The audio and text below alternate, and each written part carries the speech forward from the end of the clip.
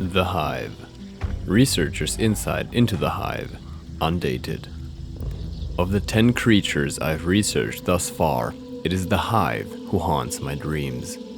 Though she appears to have been classified alongside the other grunts, she was a far more dangerous creature, setting a swarm of insects upon any human in range until their bodies were punctured and swollen and heavy with their vile poison. Only her own death, the death of their host, the Hive Mother, stopped their persistent attacks.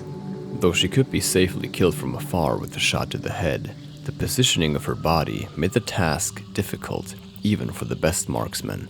Blunt damage could harm her, though little else, and in the time it might have taken to try, her beastly swarms would have already stung their prey into flight or submission.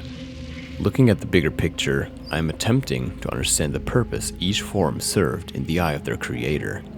The documents I've collected, in particular the interviews with Ada Shell, have led me to hypothesize that the Hive's function was both to host and to disseminate the malady, convert or kill at a distance, perpetuate the race. I'm reminded of the writings of Trask, active at that time, who was convinced that a woman's divine mission was the perpetuation of the race through continuous breeding. The seed of this idea, twisted though it became, was personified in the first Hive on record, as you will see. Interview with Ada Ruth Shell. Interviewer, AHA member. Date, redacted. Mama always said not to let my mouth hang open, or a spider would crawl in. I didn't believe her at the time, but after she went, I never forgot it. I was 13 the day it happened. I know because it was my birthday. Nothing to celebrate, barely any food to speak of, and Mama so sad. Mama had a babe that had died that same year, and Papa followed it up to heaven. Our life was hard and getting harder. 7 kids living, 4 under the ground, and nobody to help keep us in mutton. We had 1 room and a leaky roof, all of us sleeping where we could. No happy memories there. Only found out I was pregnant after we all been brought into the asylum. Doctor told me. I told him, well then praise Jesus, because I'm the Virgin Mary. And he shook his head. But I wasn't lying. I had never had relations. When they cut the baby out of me, I wasn't supposed to see, but I did. It was strange and hard and dead, like a piece of old, chewed-up wood. Don't have any living children. Oh, yes, sir, my pardon. What happened that day was what you were asking about. I got off track. I don't like to remember it, but I'll try to tell it quick. Get it all out in one go and be done with it. Mama had been quiet all day, sadder than usual. It was July. Like I said before, I know for sure as it was my birthday. The mosquitoes and flies were fierce. We didn't have glass on the windows, not even paper. I was watching her and she was fanning the flies off and chewing on her fingers. Nervous habit of hers. And she's chewing, and I'm watching a fly just crawl up her finger and into her mouth. She doesn't do a thing. Seemed everything happened quick after that.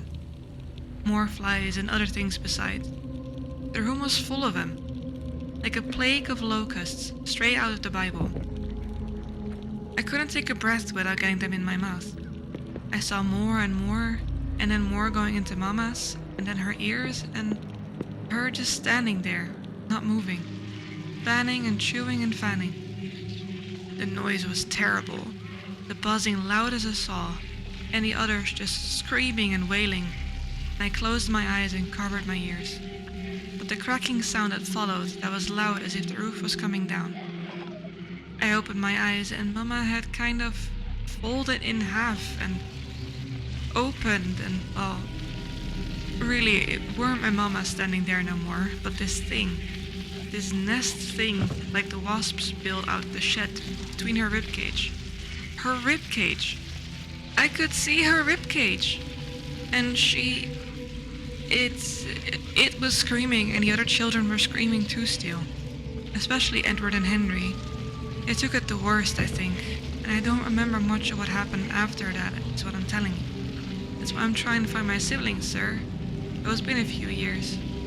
So I wanted to join your little shooting club. Yes, I understand. Go ahead. The files are all there. My notes won't be much use to you, I should tell you. I'm no good at spelling. Women who worked there helped me get those papers, read them to me till I had them memorized. I don't need them anymore.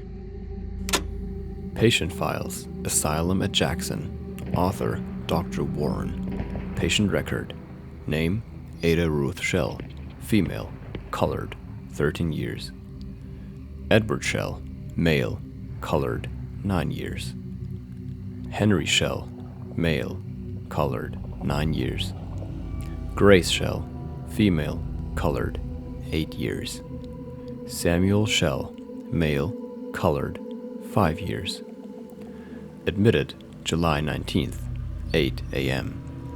Admittance notes: 5 children admitted together, siblings. 2 did not survive the incident. Neighbor delivered to Dr. F. Reported strange behavior. Ada Ruth Shell will not speak, crying but sits quietly. No outward signs of physical injury.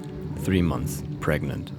Edward Shell, restless, pacing, pupils dilated, vacant gaze, multiple lacerations on the left arm, will not speak. Henry Shell, restless, in constant motion, multiple lacerations on the left side of the face, will not speak. Grace Shell, clings to intake nurse, will not speak but makes shrill noises as an infant crying. Attempted to suckle, though clearly long past the age of weaning. Hair and face caked in blood and possibly feces. Agitated, refused bath, given sedative. Samuel Shell, treated for 3 broken fingers, broken nose. Appears calm, plays with blocks. When questioned, says the flies flew away with his mama, but that God would fly with her to heaven and keep her safe until he could bring her back to him. Says the flies are the wings on heaven's angels, reacts violently to the presence of insects. Interview with Ada Ruth Shell. Interviewer, AHA member. Well, thanks to you, sir, I found Samuel after our last conversation. Still in the asylum, still playing with his blocks. He fixated on those blocks when we were first taken in. Never stopped, I guess. Talks normal enough for a 5-year-old, but he's a young man now. I hope they give him comfort. He barely acknowledged me, though he seemed to know who I was. Asked if I'd brought his mama along with me, and wouldn't speak again when I told him I hadn't. Just humming to himself. Nurse told me he still doesn't much like bugs. I thought maybe all of us were infected. We were all living in that house, all eating the same food and breathing whatever was in the air. I thought it would happen to every one of us, person for person. I think that's what they removed from my belly. Some kind of larva gone wrong. Baby didn't come, and well, I told you about what they cut out of me. Edward and Henry went violent. They wouldn't speak. Being their sister, I always thought they were more than a bit thick, but after, it wasn't just my teasing. They couldn't speak right, and there was something strange about their eyes. Only seemed to remember how to use their fists and wanted to use them on anything that moved. Had to be restrained. That was horrible to see. I hate the thought of being tied to a bed. They must have too, the way they carried on. But they attacked the doctor and seemed hell-bent on hurting themselves too. The doctor must have given them something to calm their nerves, for it was only the first night I heard them. Problem with lice too, I heard a doctor saying. But I was transferred soon after. Never heard another word, but like you said, it seems they are in another asylum. Still strapped to some bed.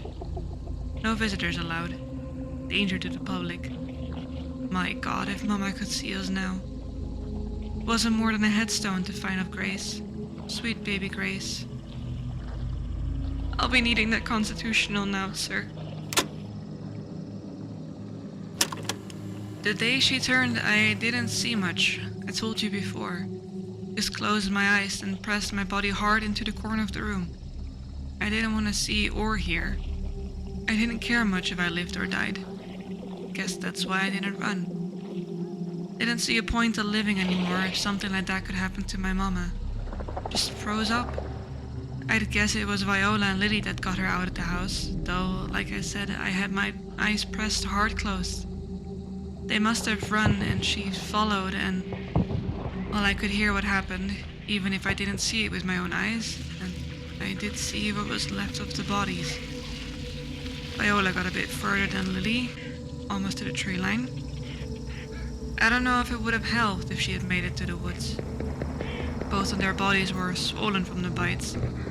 Hundreds and hundreds of bites, all red and swollen with the poison. The first time I saw her in the swamps was my first real look at her since the change. I didn't expect... well, it was like looking at my own face in the mirror.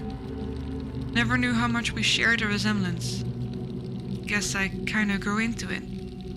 Always thought Viola had taken more after her, and me out of the changeling's basket.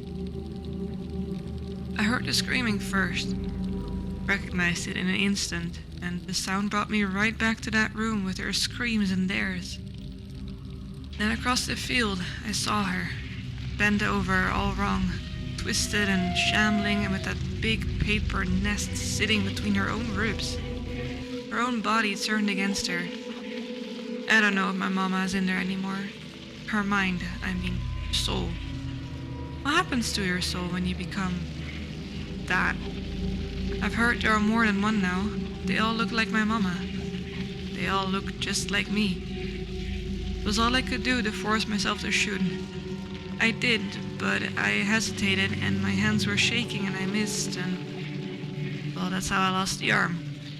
But you know all that already. But I'm going back out. Your training won't go to waste. I'll get my mama the rest she deserves.